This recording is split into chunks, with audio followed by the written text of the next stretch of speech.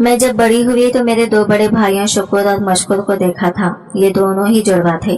अम्मा कहती थी कि शुक्र और मशकूर हमारे घर के लिए एक नेमत है और इन्हीं की वजह से घर में ये बरकत और सुकून है, जबकि हमारे रिश्तेदार मशकूर और शुक्र की वजह से हमसे मिलना जुलना भी बंद कर चुके थे।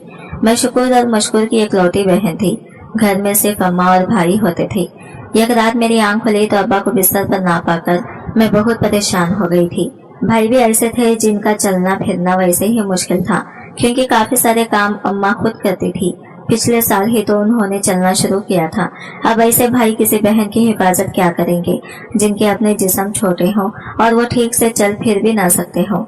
मेरा दिल जोर जोर से धड़कने लगा, क्योंकि छत पर मुझे किसी के कदम रखने की आवाज आ रही थी। मैं चौंक कर उठ बैठी। मैंने देखा मेरे कमरे का दरवाजा भी खुला हुआ था। अम्मा कमरे में मौजूद नहीं थी। अल्लाह का नाम लेकर मैं कमरे से बाहर आई। अम्मा का और मेरा कमरा एक ही था। जब से अब्बा की वफात हुई थी तब से अम्मा मुझे अपने कमरे में साथ ही रखती थी, लेकिन पूरा घर खाली था। अम्मा को ना पाकर मुझे बहुत बेचैनी हुई थी। घर में खुला सा सहन था। मैंने जाकर घर के दरवाजे को देखा। घर का बैरूनी दरवाजा तो बंद था। इसका मतलब कि अम्मा घर में ही है। मैंने सारे घर की रोशनियां जला दी।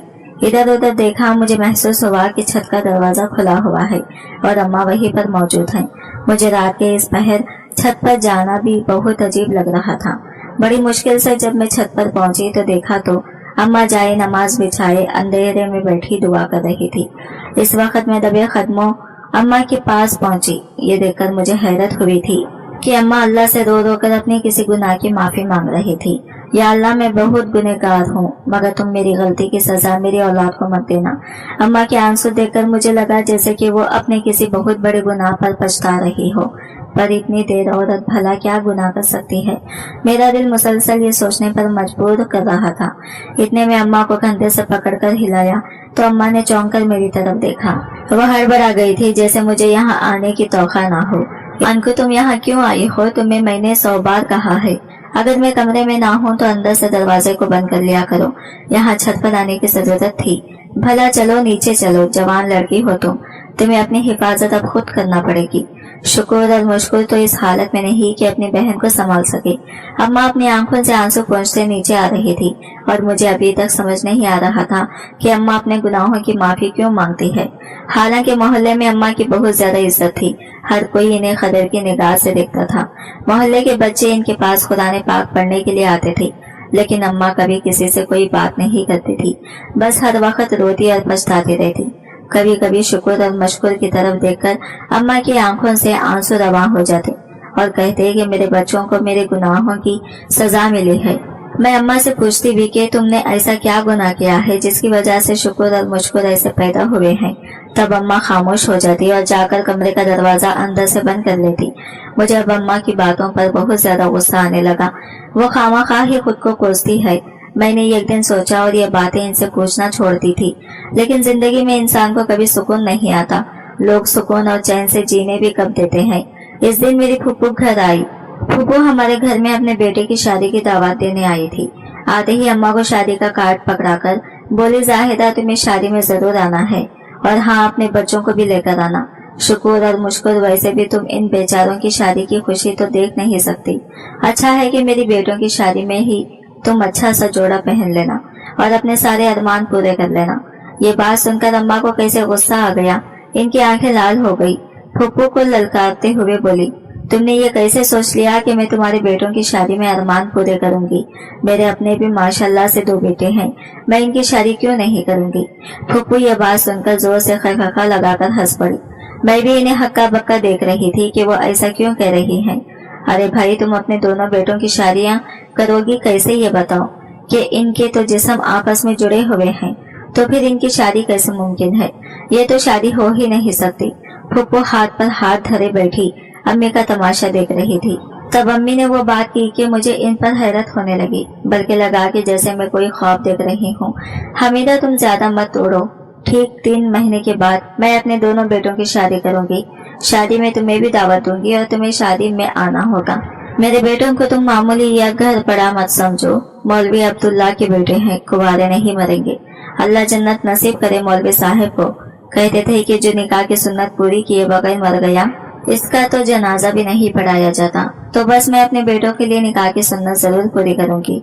तुम्हें यकीन हो या ना हो, फूफू ये सुनकर हंसने लगी। अरे ये तो बताओ कि तुम इनमें से कौन से बेटे की शादी करेगी, और क्या दूसरे बेटे को जहर का इंजेक्शन देकर मार दोगी?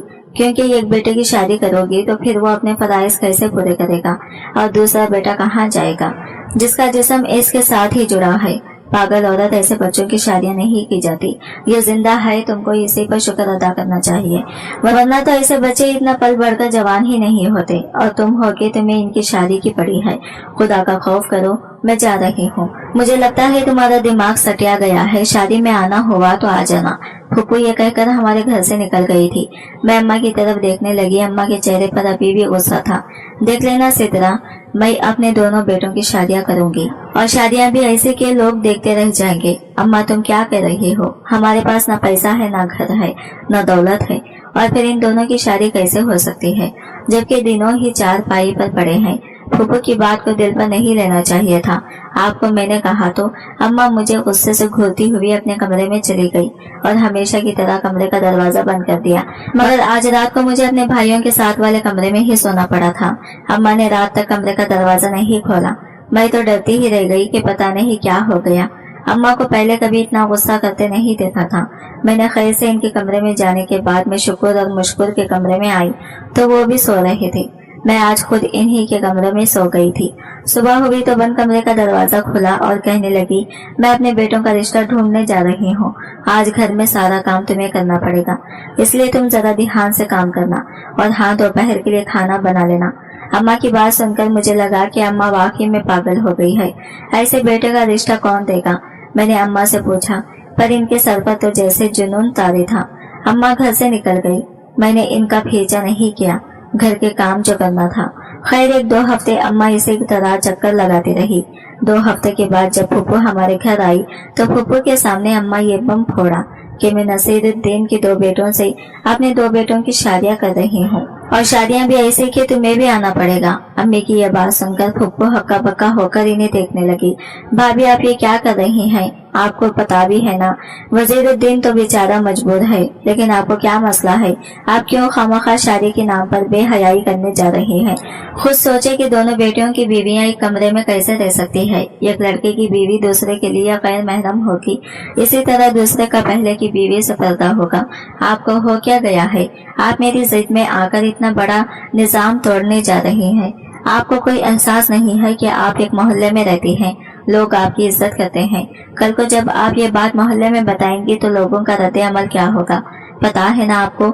मुझे पता है, सब जानती हूँ मैं, और मुझे लोगों की परवाह नहीं। तुमने आना हो तो ठीक है, वरना नहीं भी आओगी तो ये शादी हो जाएगी। अच्छा ठीक है, मैं देखूंगी। ये कहकर फूफू तो चली गई, पर अम्मा बाकायदा शादी की तैयारियां करने लगी। अपने बेटों के लिए अच्छे से कपड़े लाई और फिर साथ ही साथ घर की सजावट भी शुरू हो गई। मुझे अम्मा की बातों पर अभी तक यकीन नहीं हो रहा था। मौलवी नसीरुद्दीन ने अपने जानने वालों में ये बात मशहूर कर दी थी कि वो मौलवी अब्दुल्ला के बेटों को रिश्ता दे रहा है। मौलवी अब्दुल्ला के बेटों को रिश्ता देने का मतलब जानते हो?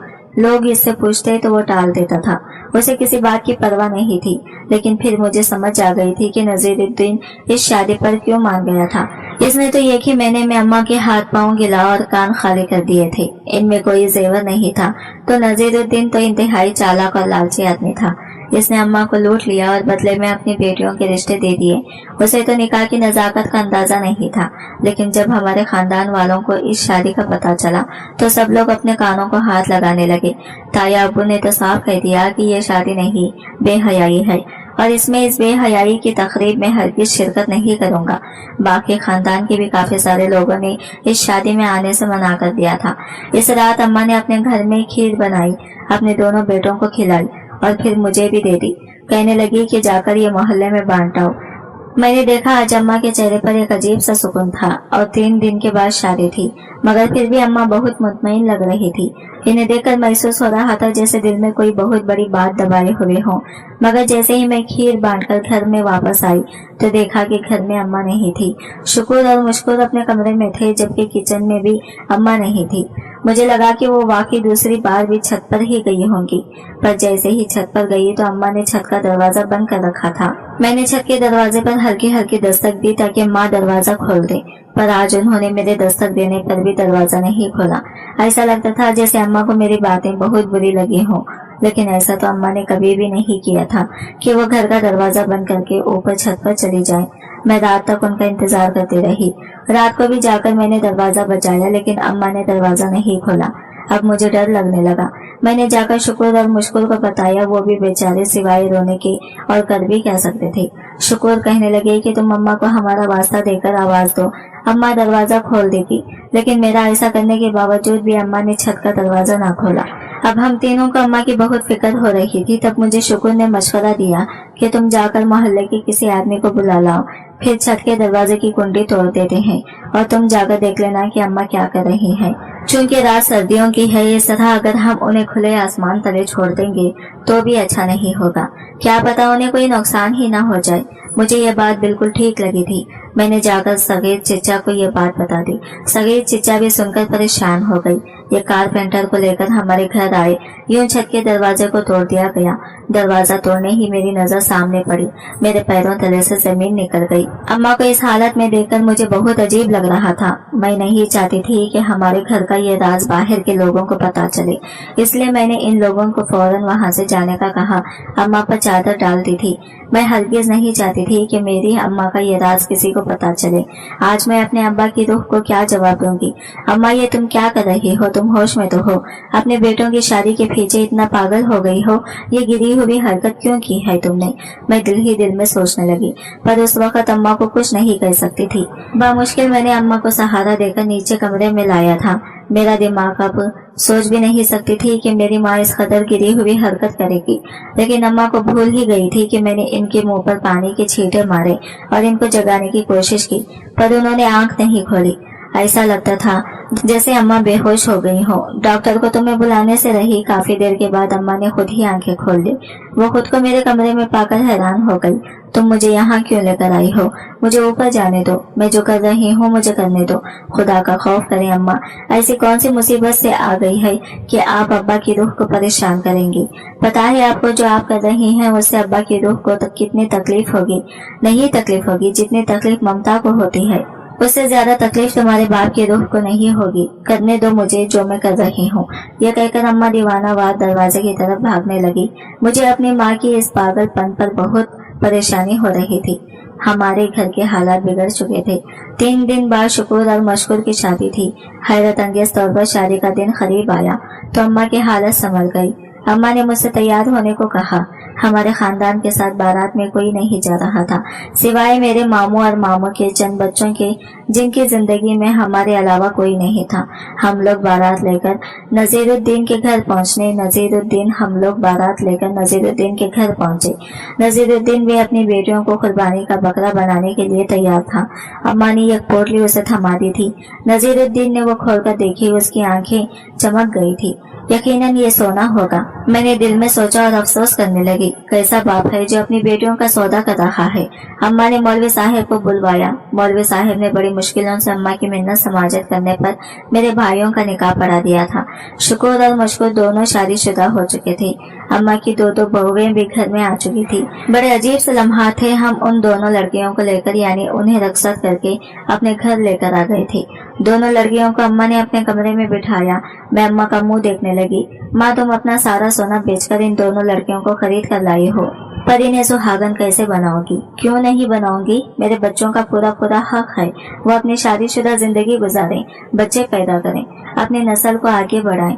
अम्मा, तुम पागल वागल तो नहीं हो गई? पता है ना कि तुम्हारे दोनों बेटों की जिस्म जुड़े हुए हैं और ये दोनों लड़कियां अलग अलग हैं। ये सब कुछ नहीं हो सकता। खुदा के लिए जितनी जिंदगियां बर्बाद करती हैं उस पर रुक जाए। मेरी बात सुनकर अम्मा हंसी और इन दोनों लड़कियों को लेकर मेरे कमरे में चली गई। अम्मा, क्या करने लगी हो? वो इन दोनों लड़कियों को लेकर भाई के कमरे की तरफ बढ़ रही थी। शुक्र और मुश्किल को दुल्हा बनने देखकर मुझे खुशी तो हुई थी, लेकिन अब जो हो रहा था वो बिल्कुल भी नाकाबिल यकीन था। अम्मा ने जाकर इन दोनों लड़कियों को इस कमरे में रखा और कमरे के बाहर दरवाजे को बंद कर दिया। मैं जाकर दरवाजा पीट भी नहीं सकती थी। वो दोनों शादी कर चुके थे। इनका निकाह हो चुका था।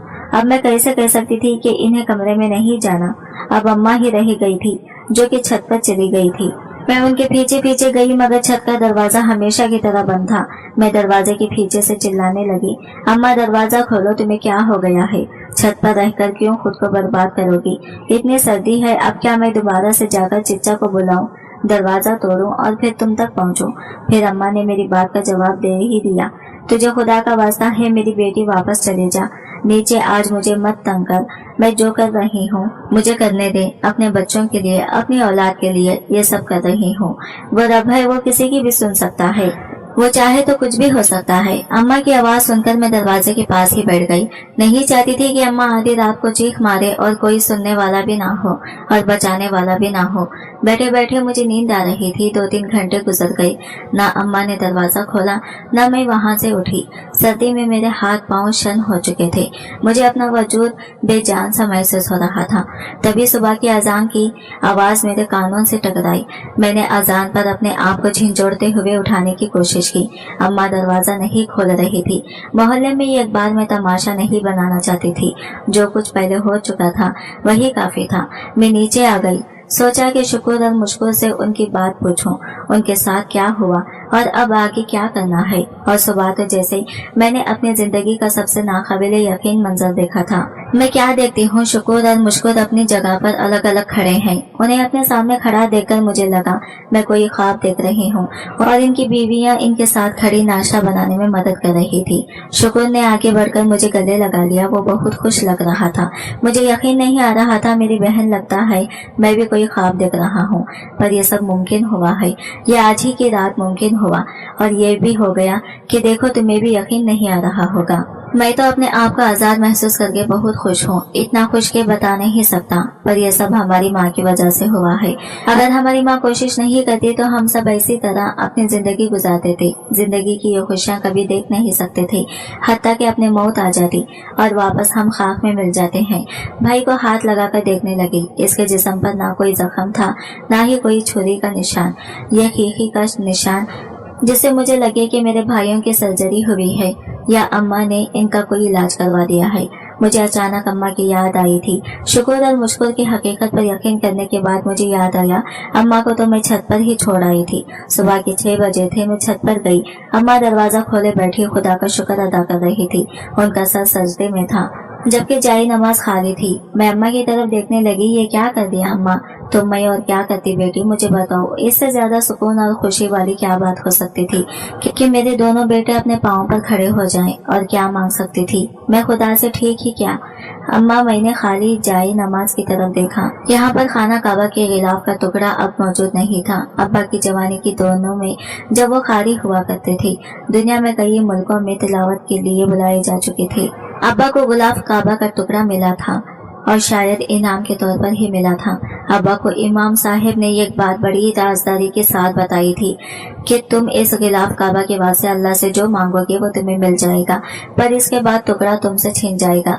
फिर अल्लाह से दुआ तो कर सकते हो, लेकिन अपनी किसी नेक नीति और अमल का वास्ता देकर ये तुमसे छिन जाएगा। हाँ, एक बात याद रखना, कभी कोई बिलावजह की नाजायज ख्वाहिश के लिए इस गिलाफ का इस्तेमाल मत करना। अब्बा ने ये टुकड़ा अम्मा को दे दिया था। उसके बाद अम्मा ने उसे अपने पास ही रखा। कभी जिंदगी में कभी कोई ऐसी नौबत नहीं आई कि इसका इस्तेमाल किया जाता या अल्लाह के सामने इसका वास्ता देकर अल्लाह से कोई बात मनवाई जाती। फिर जब फुप्पो ने अम्मा को ताने दिया, उनको यह बात याद आई तो अम्मा अल्लाह से दुआ करने लगी। इतनी दुआ की कि रो रो कर हलकान हो जाती थी। बिला आखिर गिलाफ काबा का वास्ता भी दे दिया और उस रात जब अम्मा की दुआ कबूल हुई तो गिलाफ का टुकड़ा अम्मा के सामने से गायब हो गया। यह अल्लाह का एक मौजिज़ा ही था, वरना मेरे भाइयों के साथ जो मसला था वो तो दुनिया का बड़ा से बड़ा डॉक्टर भी हल नहीं कर सकता। मेरे दोनों भाई अपने अपनी बीवियों के साथ खुश हैं, लेकिन मुझे कभी कभी उनकी पुरानी हालात याद आती है तो यकीन नहीं आता। ऐसा लगता है कि या तो वो लम्हा ख्वाब था या ये जवाब वक्त गुजार रहे हैं वो ये ख्वाब है। आज की वीडियो कहानी आपको कैसे लगी कमेंट करके जरूर बताएगा और वीडियो अच्छी लगी है तो लाइक शेयर जरूर कीजिएगा। हमारे चैनल को सब्सक्राइब करें फ्रेंड्स। मिलता है अगले वीडियो के साथ, तब तक ले बाय बाय, टेक केयर, अल्लाह हाफिज।